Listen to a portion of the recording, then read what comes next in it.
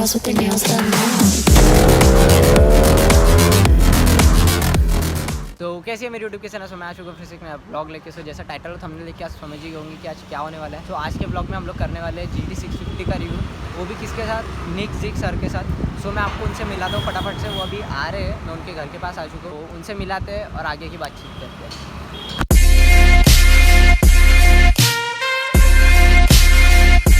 तो फाइनली हम लोग पहुँच चुके हैं और जैसा कि हमारे साथ है मिस्टर निक जिग सर। तो हाय सर। हेलो। कैसे हो sir? Very good, thank you. So हम लोग इसके पहले लाइनअप पे मिले थे, सो उसके बाद डायरेक्ट यहाँ पे मिले हैं। तो आज हम करने वाले हैं GT 650 का रिव्यू, जैसे आप देख सकते हो।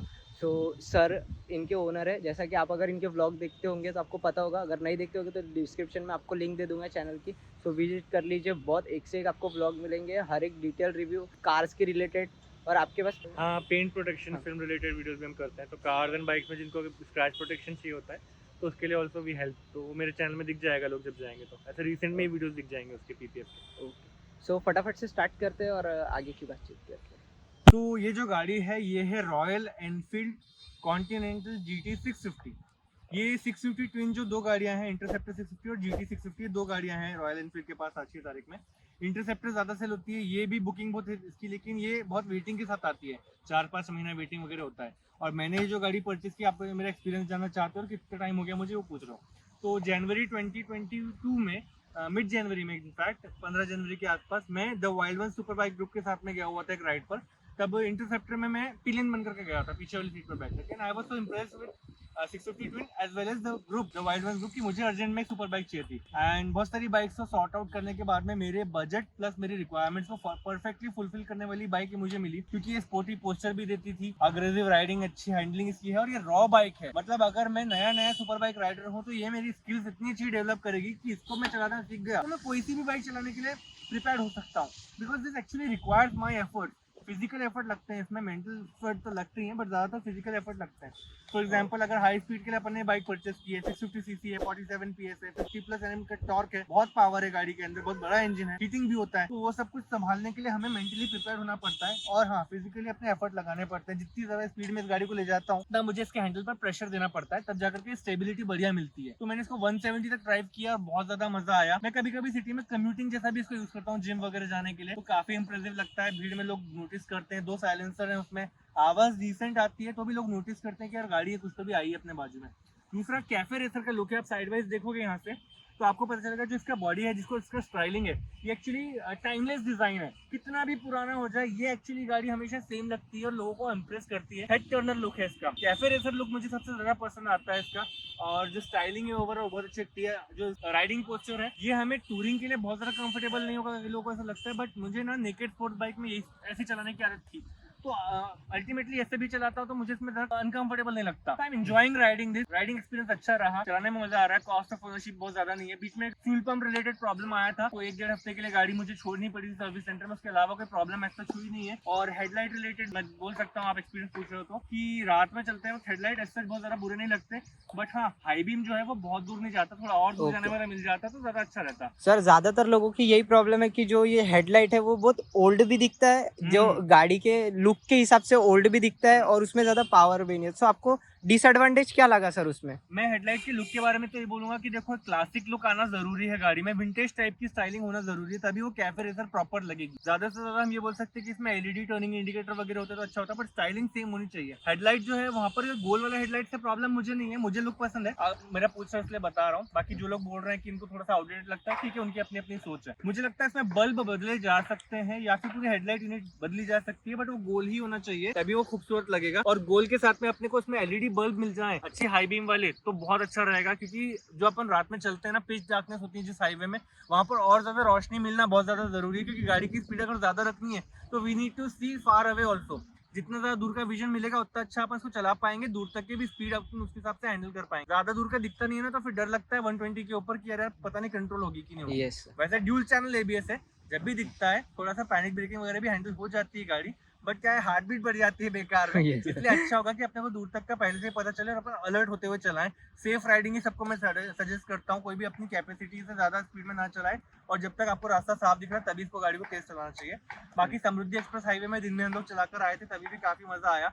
टॉप स्पीड 170 मैंने टच करके देख ली, मेरे वजन 92 kg के साथ में 170 तक जा पा रही है, उसके बाद ऊपर नहीं जा पा रही है सो फार। और अग्रेसिव राइडिंग की तो इतना जा रही थी, अगर नॉर्मली उसको मैं गियर शिफ्ट करता था ना तो 165 तक ही जा पाती थी। जो लोग लाइट वेटेड हैं वो लोग उसको 180 तक भी ले जा सकते हैं ये गाड़ी को, आई एम श्योर। सो जैसे सर ये अलॉय व्हील्स की बात करें, सो अगर इसमें आप देख सकते हो यहाँ पे स्पोक्स अलॉय है, तो आपको इसमें क्या डिसएडवांटेज लगा? क्योंकि मैंने बहुत सारे लोगों का रिव्यू देखा हो कि उनको ये थोड़ा आउटडेटेड लगता है और इसमें थोड़ा प्रॉब्लम है बोलते, क्योंकि स्पोक्स अगर बेंड वगैरह हो गए तो उसमें दिक्कत आ सकती है। तो आपको दो क्या फैक्टर है, पहले लुक्स की बात, दूसरा है स्टेबिलिटी, रगेड है कि नहीं है, मतलब मजबूत है कि नहीं। तो पहले लुक्स की बात करते हैं। And again I will add to the point कि कैफे रेसर लुक आ रहा है तो उसमें एड अप हो रहा है उसके लुक की वजह से, स्पोक्स वाले व्हील्स की वजह से। दूसरा, कई सारे केसेस में स्पोक्स ही ज्यादा मजबूत होते हैं अलॉयज से। जैसे आप देखोगे ऑफ रोडिंग वाली बाइक है अपनी हिमालयन, उसमें भी तो स्पोक्स ही मिलते हैं, और स्पोक्स के अलावा अलॉय लगाए तो वो अच्छी भी नहीं दिखती उतनी। तो कुछ गाड़ियों में लुक के हिसाब से वो सही होता है, बस अपने मन में वो ग्रो करना चाहिए, कुछ टाइम लगता है, बट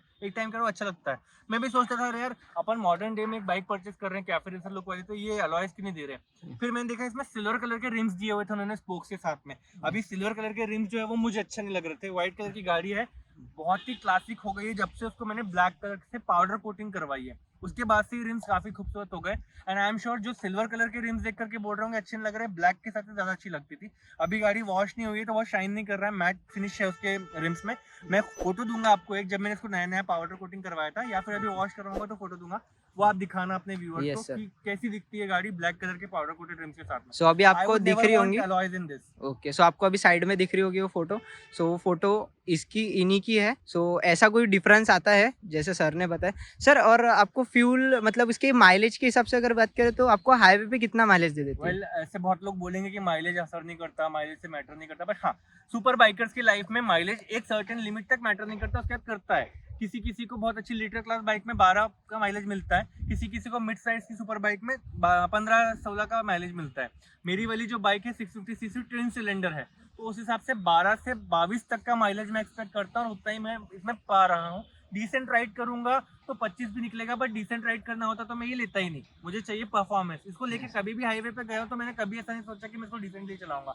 मैं मंदिर भी जाता हूँ हर शनिवार को जामसौली, तो भी मैं इसको 140 पे चलाता हूँ, जाते हुए 120, आते हुए 140-150 तक चलाता हूँ, और हाँ तब मुझे मिलता है 18 से 20 का माइलेज, विच इज डिसेंट, क्योंकि जो मजा आ रहा है उसके लिए पेट्रोल की कीमत तो पे करनी ही पड़ेगी। तो मतलब ज्यादातर अगर समझ लो आप इतनी बड़ी बाइक परचेस कर रहे हो, तो अगर आप माइलेज पे ध्यान दे रहे हो तो वो थोड़ा अलग ही बात होती है, क्योंकि आप इतनी माइलेज की बात इसलिए करते हैं क्योंकि यार टैंक रेंज जो है ना वो अफेक्ट होती है। माइलेज ऐसे हमको इसलिए नहीं कि हमारा फ्यूल कॉस्ट बचे, हमें इसलिए चाहिए था कि टैंक रेंज लंबी हो। इसमें 13 लीटर या 11 लीटर नहीं, इसमें 13 लीटर्स का टैंक है।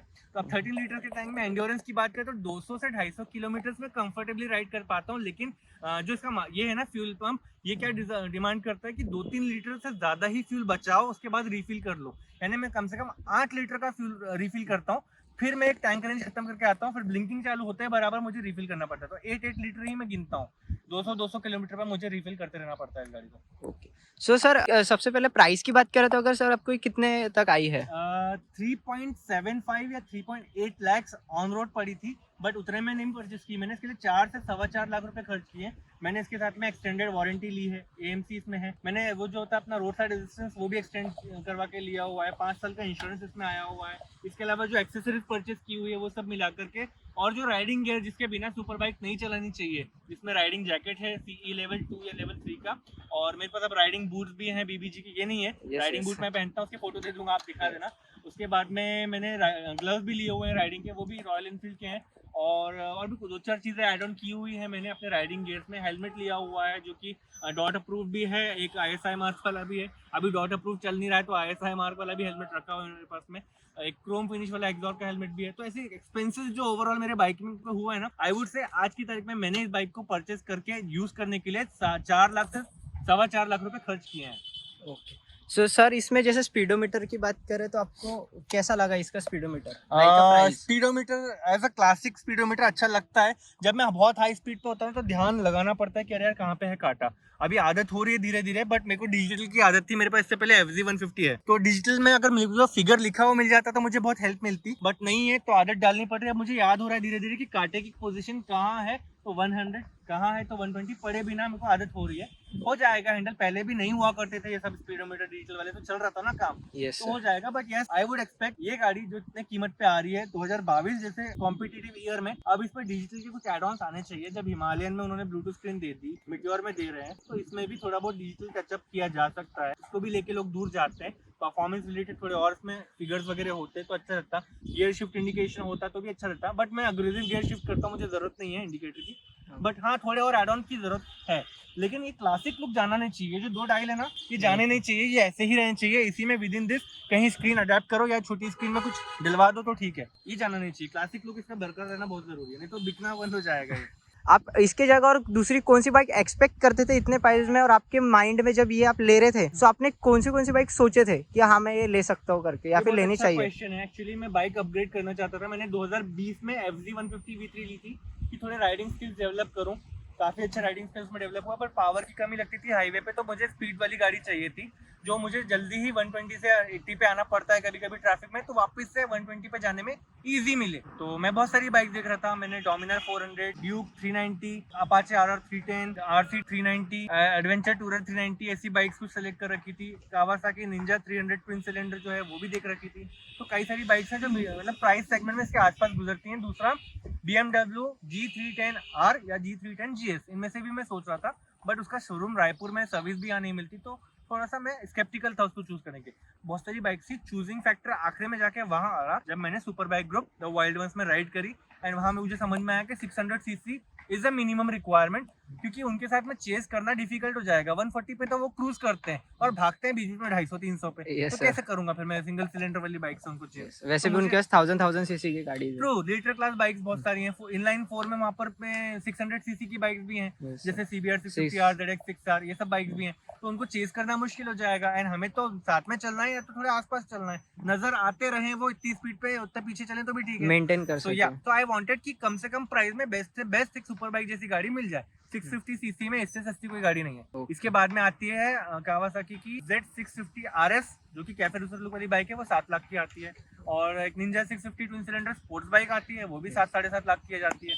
Z650 नेकेड स्पोर्ट बाइक है, वो भी 5.5-6-7 लाख समथिंग की आती ही है। तो सब महंगी गाड़ियां हैं, इसे डबल कीमत में ही मिलेंगी 650 सीसी। अब इसमें 10 PS कम है उनसे, लेकिन डिफरेंस आधा ही है ना, तो प्राइस बच रहा है, अपन एंट्री कर पा रहे हैं सुपर बाइक ग्रुप में, तो क्या चाहिए और? ये ले ली, चलाना सीख गया, स्किल डेवलप हो रही है, स्पीड से डर लगना कम हो गया। 1-2 साल इसको चलाने के बाद इसको रखे रहने देंगे कलेक्शन में, फिर लेंगे 1 लीटर क्लास बाइक से, तब तक स्किल डेवलप हो चुकी होंगी। मैं अपनी अगली बाइक की भी तैयारी रख रहा हूँ और माइंड डेवलप कर रहा हूँ। कुछ बाइक शॉर्टलिस्ट की, अगर आप जाना चाहते हो तो बताता हूँ। अगर मेरी सोच ये है कि FZ से इस पे आया हूँ, इसके बाद मैं किस तरह से आगे जाना चाहता हूँ, तो मुझे लगता है अगेन मुझे कॉस्ट एफिशिएंट एंड अच्छी परफॉर्म करने वाली easy to maintain super bike चाहिए होंगी लीटर क्लास में। और मेरे 90% चांसेस है कावासाकी निंजा ZX10R के ऊपर। ZX10R जो है वो लाइट वेट भी है, रैम एयर सिस्टम के साथ में 213 PS, नहीं तो 203 PS तो मिनिमम दे ही रही है। 300 की स्पीड टच कर लेती है। हायाबुसा भी ले लेता, पर वो कॉमन होती जा रही है, अपने भाई बंधुओं के पास ऑलरेडी है। अपनी बाइक समझो उसको, ग्रुप्स में 3-4 है ऑलरेडी। हाँ, अपने ग्रुप में अपने को चाहिए वैरायटी। S1000RR जस्टर भाई की थी, अभी उन्होंने वापस दूसरी वाली लाने वाले, अगर वो नहीं लाते तो शायद मैं S1000RR के बारे में सोचूं प्री ओन में, नहीं तो एक ब्रांड न्यू ZX10R अगले 2 साल में मैं चाहता हूँ। देखते हैं कब तक आती है कब तक नहीं। अगर आप लोगों का सपोर्ट बना रहा अपने YouTube चैनल पे और दूसरे भी काम पे अच्छे चले, तो डेफिनेटली जरूर आएगी एक दिन ZX10R। जल्द से जल्द आने वाले है सर, वो तो आएंगी। सो और जो सोच रहा है कि जो न्यू राइडर है, सो जिसने अभी तक कोई बाइक नहीं चलाई है, 200 सीसी चलाई है या फिर 150, तो आप उसको क्या सजेस्ट करोगे? आप ये इसको सजेस्ट करना चाहोगे?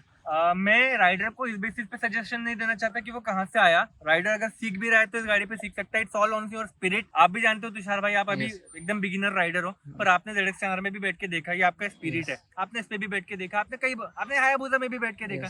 That's your spirit. आप आज नहीं तो कल वो चलाओगे और चलाते रहोगे। स्पिरिट है तो आप कोई भी बाइक ले सकते हो। अब बात आती है यंग राइडर को क्या देना क्या नहीं देना। मेरे साथ साथ एक रोहित भाई है, उनके पास में GT 650 रेड कलर की है BS6 में।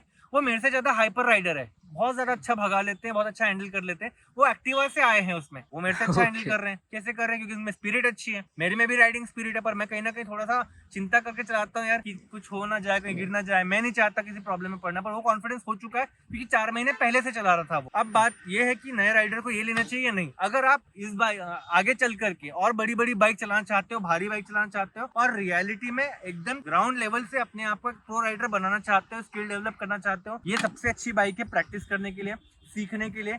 लेकिन हाँ, इसको संभल के चलाना पड़ता है, सीखना पड़ता है। वजन इतना प्रॉब्लम नहीं है इसका जितना स्टेबिलिटी प्रॉब्लम है। हाई स्पीड पे इसको चलाने का टेक्निक बिल्कुल अलग है। साधारण बाइक जो बाकी के आ रहे हैं, मॉडर्न से मॉडर्न बाइक, सब में राइड डायनेमिक्स चल के आ रहे हैं, इसमें राइड डायनेमिक्स चल के कुछ नहीं आ रहे, ये अपने को खुद ही हैंडल करना पड़ता है। तो ले लो, लेकिन सीखने के इरादे से लो, बुराई करने के इरादे से मत लो, वरना आप ही डिजर्व नहीं करते इस बाइक को, समझ लो। और कोई इजी टू राइड बाइक ले लो, और मैं कुछ नहीं बोल सकता इसके बारे में। सो सर आपने इसमें कुछ आउटर एसेसरीज लगाए, मार्केट एसेसरीज? आई थिंक मैंने सिर्फ एक एक्सेसरी लगाई है, वो है मेरा फोन होल्डर। यहाँ पे क्या है, मोबाइल फोन होल्डर लगाना बहुत जरूरी है। जब मुझे जाना होता है बाहर तो मैं गोप्रो पहन कर चलता हूँ, तो मुझे देखना होता है कि राइडिंग का व्यू कैसा आ रहा है, तो मुझे यहाँ पर देखना पड़ता है अपने फोन में।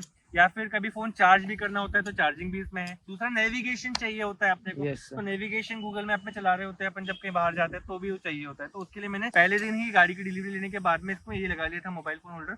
बाकी सब कंपनी वाला है, इसमें कुछ और नहीं लगाया है। Mobile phone holder is the only accessory after market. Okay, मतलब आपकी बाइक पूरी न्यू ही है, पूरी आउटर स्टॉक एसेसरी बाइक कुछ है, पूरी स्टॉक कुछ भी बाइक? नहीं है इसमें अंतर। रिप्लेस तो कुछ नहीं किया है, ये भी एड ऑन है, रिप्लेसमेंट कुछ नहीं हुआ है। एग्जॉस्ट लगाना है, शायद अभी 2-3 हजार किलोमीटर और हो जाए तो एग्जॉस्ट बदल देना है। तो सर आपने कौन सा सोचे है इसके लिए एग्जॉस्ट, और बेटर कौन सा रहेगा?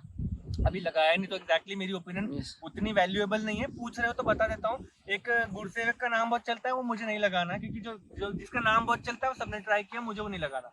एक AEW 100 है जो अपने रोहित भाई ने लिया है, वो बोल रहे हैं कि वो दूसरा लगाना चाहते हैं, तो शायद मैं वो ले लूंगा।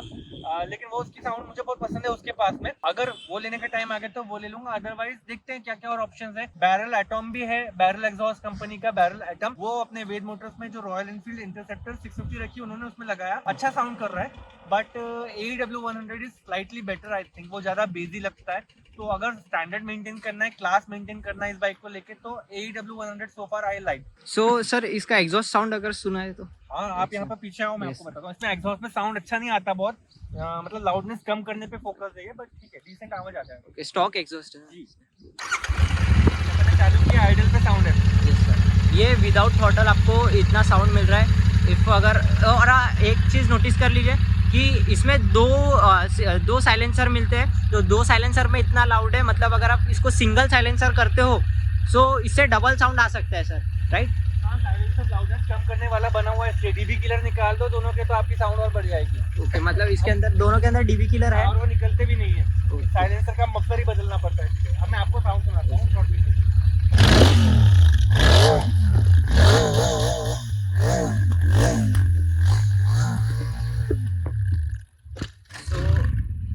ग्रेट सर, बहुत बेसी साउंड है सर। बहुत बेसिक साउंड है, और सिटी में ज्यादा अच्छा लगता है।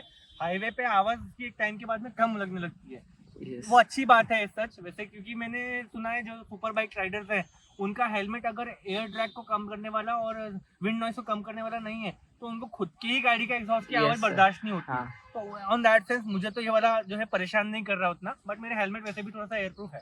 ओके सर, सिटी में क्या रिस्पॉन्स आता है बाइक को लेकर? सिटी में जब भी सिग्नल पे रुकता हूँ, देखते हैं लोग, चल रहा होता हूँ तो आगे जो चल रही गाड़ी है वो पीछे मुड़ के देखने लग जाती है कि कौन आ रहा है। मतलब अट्रैक्शन है बाइक में? बिल्कुल है, लुक पे भी है, साउंड पे भी है, और अलग लगती है। दूसरा जो पहन के मैं निकलता हूँ वो नॉर्मल राइडर नहीं लगता, तो वैसे Yes, भी sir. लोग देखते हैं, रोक के वो भी पूछते भी है, भैया क्या कहाँ राइड से आ रहे हो कि क्या आ रहे हो। दूसरा, एक बार एक को लिफ्ट दी थी, उसने पूछा भाई गाड़ी कौन सी है, तो बहुत अच्छी लग रही है। मैंने बोला 4 लाख की गाड़ी। बोले बस 4 लाख में इतनी अच्छी गाड़ी मिल रही है आजकल। बाहर उतरा वो जहाँ उसको ड्रॉप करना था, ड्रॉप किया, उसने फोटो वोटो निकाली, तो I almost fail like a celebrity की यार Yes, sir. इस बाइक ने इतना अटेंशन दे दिया, मतलब पैसा वसूल हो गया। पैसा वसूल है, बिल्कुल। ओके। सो सिटी में सर, सिटी का माइलेज क्या था इसका? सिटी और देखो, सिटी में कम चलती है, बट ओवरऑल सिटी और हाईवे का मिला के माइलेज मैंने आपको बताया। जब सिटी में ज्यादा चल रही होगी तो 18 का माइलेज मिल रहा होगा। Okay. और अगर हाईवे ज्यादा है तो 20 से 22 अपना कहीं नहीं गया। इसमें पिकअप पावर अगर बात करें तो 0 to 100 सर कितने देर में चली जाती है? एग्जैक्टली मैंने कभी इसको मेजर नहीं किया। मैं एक वीडियो लाने वाला हूँ जिसमें गियर रेशियो, स्टॉप स्पीड और ये बताऊंगा टाइम कितना लगता है। उसके लिए वेट करना, मेरे चैनल को सब्सक्राइब कर लोगे तो आपको लिंक इन डिस्क्रिप्शन। सो फार मुझे जितना याद है 0 to 100 बहुत ही कम सेकंड्स में चले जाता है। आई थिंक 5-6 सेकंड में तो आराम से जाता है, उससे कम ही लगता होगा, क्योंकि फर्स्ट गियर में ये 60 तक के आसपास जाती है, सेकंड गियर में ये 100 के आसपास चली जाती है। तो ये फर्स्ट और सेकंड गियर चेंज करने में जब मैं अग्रेसिवली अब शिफ्ट करता हूँ ना, बहुत ज़्यादा टाइम लगता नहीं है, तो 100 बहुत जल्दी पहुँच जाती है ये। तो जैसा कि आपने यहाँ तक देख ही लिए हो, जैसा कि आपको पता है अभी हम लोगों ने कर चुके हैं रिव्यू GT 650 का और सर के साथ। तो thank you so much sir हमको इतना टाइम देने के लिए। तो फटाफट से ब्लॉग एंड करते हैं, और अगर आपको अच्छा लगा हो तो लाइक शेयर सब्सक्राइब कर देना। और सर का चैनल है, डिस्क्रिप्शन में लिंक है, आप ज़रूर से विजिट कर लो। आपको एक से एक कंटेंट मिलेगी और आपको रिलेटेड ही मिलेगी। आपको जो ज़रूरत होगी उसी से रिलेटेड आपको कंटेंट मिल जाएंगे, लाइक कार्स के बारे में, कार्स मॉडिफिकेशन और बाइक मॉडिफिकेशन में। सर आप अपने चैनल के बारे में कुछ डिटेल दे दीजिए। बेसिक इन्फॉर्मेशन देता हूँ, कम से कम शब्दों में ज़्यादा बात करने की कोशिश की। देखो 3 साल पहले मैंने यूट्यूब चैनल स्टार्ट किया था कार्स के लिए, जिसमें मैंने लोगों को कार परचेज रिलेटेड गाइडेंस देने की कोशिश की है अभी तक के। वो वीडियोस देख करके कई लोगों ने गाड़ियाँ परचेज की, मुझे थैंक यू बोला। उसके बाद मैंने कार ओनरशिप रिव्यूज़ शुरू किए, ताकि ओनर्स के लैंग्वेज में मैं लोगों को बता सकूँ कि भैया देखो ये लोग असली ओनर्स हैं, ये ऐसा एक्सपीरियंस पा रहे हैं, आपको ऐसा एक्सपीरियंस चाहिए तो आप ये गाड़ी ले सकते हो। अब मैंने कार मेंटेनेंस रिलेटेड बातें चालू की, जिसमें PPF एक्सेसरीज़, यानी गाड़ी परचेज करने के बाद ओनरशिप कैसी होनी चाहिए, क्या क्या चीज़ों पे खर्चा करना चाहिए, वो सब बताना शुरू किया है। कार रिव्यूज़ से ज़्यादा मैं ओनरशिप पे फोकस कर रहा हूँ इन दिनों। इसके अलावा एक और चैनल है बाइक वाला, जहाँ पर मेरी GT 650 की राइड वगैरह मैं दिखाता हूँ। मेरे कार वाले चैनल पे मेरी GT 650 कभी नहीं आई, मेरे बाइक वाले चैनल पे ही GT 650 दिखेगी। तो दोनों चैनल की लिंक आपको डिस्क्रिप्शन में मिलेगी, नहीं तो आप निक्जिक सर्च करो, आपको दोनों चैनल यूट्यूब पर दिख जाएंगे सर्च करने पर। सो ऐसा कुछ था आज का रिव्यू, और मिलते हैं जल्दी नेक्स्ट ब्लॉग में। Thank you so much for watching, bye bye.